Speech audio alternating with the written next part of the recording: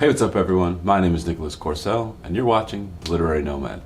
Today I wanted to talk to you about a short story that I recently discovered while I was scrolling through the internet looking for different things that I might want to share with my class as we're wrapping up the year. I was looking to give them a lighter, a short, relevant short story to their lives that maybe they would enjoy. And this brought me to a story with an incredibly long name, so forgive me, I'm going to check my notes so I don't get it wrong. An incredibly short story by Haruki Murakami called On Seeing the 100% Perfect Girl One Beautiful April Morning. Living in Taipei, I found this story to be incredibly pertinent. I think it's something that you think about every day going through these incredibly dense, incredibly packed and frenetic Asian public spaces, these urban spaces here that are wildly overpopulated, incredibly dense in a way that is almost unfathomable if you're from North America, except for maybe New York City. I think even a place like Toronto is it kind of pales in comparison to these major urban spaces that we see scattered across East Asia. But really, what this story boils down to is twofold. The first one, which we're going to return to later, is this idea of fate, of inevitability, of love, of chance, all of these things kind of coming together, coalescing into how the expanse, the urban expanse, interplays with all of those various things. But then the other is just this singular motif of the great urban expanse as a place of extreme and unmitigated loneliness. Now, Tokyo is admittedly not a place that I have spent a ton of time in my life. I think I've spent about 27, 28 hours there total. But it is a place that is overwhelming in two major ways. It's overwhelming in its size, and it's overwhelming in its inherent loneliness. It's a place that is beautiful, that is loud, if not auditorily, visually. Right? You see these neons everywhere. You see, you can hear the train going past, the vendors, the grills cooking, the honking, the soft chatter. I mean, it's a very quiet city in some ways, but right when you just have, 30 or 40 million people, of course that noise begins to compound. But it is perhaps the loneliest place that I have ever seen or that I have ever experienced in my life. I remember very distinctly, we arrived, it was the first stop in a trip that we did, kind of hopping around the world. It was back when I was writing online and trying to just fund my traveling as long as possible before I settled into teaching. And it was our first place that we stopped, and we were going to go to Bangkok afterwards. And when I got into Tokyo, it was about 8 p.m. We had our flight to Bangkok the next day at around noon or 1 p.m.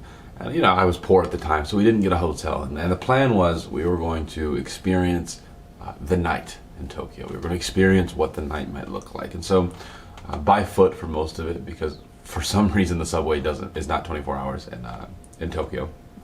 But by foot, we were just walking around the different neighborhoods. We went to Shibuya, Shinjuku. There was a fish market somewhere that we went to, I think right at like 3 in the morning or something. But what astounded me was this very, very specific visual. It was as soon as the metro opened, I think it was 5 a.m., could have been 6, I can't remember. But I get in at Shinjuku, or Shibuya, and it's me and it's my now wife, who was my girlfriend at the time, and all of these Japanese people, all these Japanese students, salary workers, etc. The students were just hammered. They were falling over themselves, completely drunk. And then all of these salarymen, and they all had the same outfit on, this perfectly pressed suit, white dress shirt, black tie, black jacket, same exact expression. Apologies for the harsh cut. My memory card just filled up somehow. But anyway, back to what I was saying. This idea that the universe is bringing these people together, right? It is fulfilling what they had asked for, right? They had requested in their mind separately that if they were meant to bring them together, another chance encounter, then they will surely know. Then they will surely be able to be together, right? That's kind of what is hinted at or what's going on. Then they forget, they don't remember, so they feel deja vu, but the deja vu is superficial, right? And they both think, and it's not because the woman is the most beautiful or anything like that, and vice versa. There's nothing really about them that should be, and I think that's a good detail. I think sometimes Murakami, and I really do like his work, but sometimes he does drift a little bit into being a little bit weird. His description of women is world famous. I think there's entire subreddits, there's entire blogs, there's entire articles and essays that are written about the way that he describes women or the way that he writes women, and it's weird to say the least. But this is a rare component where I think he does pretty well in that domain. And so as I'm reading it, I'm sitting here thinking, about what is the role of fate?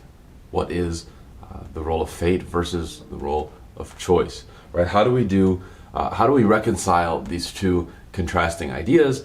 And more importantly, are we in the driver's seat in these interactions, right? Are we in control of who we connect with, right? Is it predetermined? Is there a kind of a puppet master kind of working over top of all of us making these choices for us? And I know where I sit on this issue, but just having that space to think about it in the context of the lonely expanse of Tokyo was a true joy. And for that, I would strongly recommend that you read this. But then it also, for some reason, and maybe it's the title, maybe it's just I've been around these crazy big crowds a lot in the last year or so, but it made me think of Mao 2 for some reason by Don DeLillo. And I know that I have that series going on the channel, and I kind of stopped it. I plan on going back and doing more Don DeLillo videos, specifically with Mao 2. I have the book, it's read, it's annotated. I'm ready for to make the videos, but it is in my place in Chicago right now. It's in storage. So when I go back to the States this summer, I will make sure to grab it so that we can get started on that. But the way that DeLillo, the way that he writes about the crowd, right? His interpretation of the crowd as like an act of consumerism, as the inevitable downstream result of this techno-capitalism that the world has kind of succumbed to. The way that all of us we kind of melt down and we become one like monolithic expanse where the individual ceases to exist for the collective in the worst possible way, right? Not in the sense of, oh, we're all together in this, like kumbaya, no, not that at all, but more of this idea that the choices we make are irrelevant, the ownership of our life doesn't matter, that whether we talk to the person or we don't, it doesn't matter because they just flush right back into the crowd, right? I'm imagining when I read this, they're at a big intersection, maybe like Shibuya or whatever, and they're crossing each other. And for a moment, she steps out of the crowd, and for a moment, in that very small, minute moment, he says, "Oh wow, there's a person right here. I'm having a real human interaction." Right? He remembers that past through line. But then before he reacts, before he can, because he's so out of training, so to speak, he doesn't know how to leap, how to take that moment, and how to make his move and speak to her. She flushes right back into the crowd. Maybe she turns, she's going this way, he's going that way, and they both flush right back into the crowd. And then maybe down the road they think, oh, I should have talked to her, I should have done this. But then by that point you look around metaphorically, and the crowd has swallowed them back up. And when I think about this with my own life, and I think about how easy it is to allow the crowd to absorb you. Even when I think about the first time speaking to my now wife, this feeling, this draw of the crowd of just, oh, I don't need to act. If it's going to happen, it's going to happen. I don't want to do it, because it's anxiety driving. This world that we live, we long to not be lonely. We long for connection, but it can be daunting. It can be terrifying. It can be physically debilitating, especially because as we get more and more advanced, we lose a lot of that humanness, right? The skills of connection, the skills of empathy that we have begin to be atrophied. And I see it myself, I feel it myself when I was in that situation with my wife. And you don't know how to do it, you don't know how to act, you feel immobilized, you feel paralyzed. And then when I now see my students who are only about 9 to 10 years younger than me, it's even worse and worse and worse and worse. And I do fear that this epidemic that maybe 15 years ago we could have localized to these major urban expanses like a Tokyo, these lonely, these places where you're around everybody but you're incredibly lonely, were very localized experiences. I think the internet is porting that to the whole world now. And so I think that we have this kind of situation where no matter where you are, whether you are in rural Montana, Tokyo, Shanghai, Barcelona, Madrid, doesn't matter, you are still in this metaphorical Tokyo. You are still in this lonely expanse. You still can't act. You can't reach out and grab that connection that you want, that you desire. And what we attribute that to, whether it's whether it's fate, whether it's autonomy over our own lives, I don't think that really matters what we attribute it to. And I think that the act of searching for what we attribute it to could be part of the problem, right? When we think about, we spend our time intellectualizing and thinking about why rather than that action. And I think that's where the brilliance of the story lies, right? He is a very analog guy, Murakami is, right? When you think about, or you read his backstory and what he does in his daily life, he's a very, very analog guy. And I think you can't overlook that with this, right? You have to think about this story almost as an instruction manual of, begging us to act, to grab the human things that make us human, right? And to resist this all-encompassing urban loneliness that is spreading to the suburbs, is spreading to the rural areas through the internet, through TikTok, through all of these different social platforms.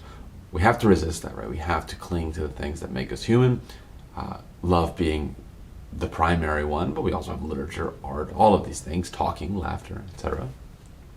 And so, yeah, I think that that's the big takeaway. And this story, shockingly, it gave me probably a week's worth of thoughts. So yes, I would highly recommend that you check it out. All right, that's all I have for today. If you like this video, don't forget to like, comment, and subscribe. My name is Nicholas Corcel, and I will see you shortly in the next one.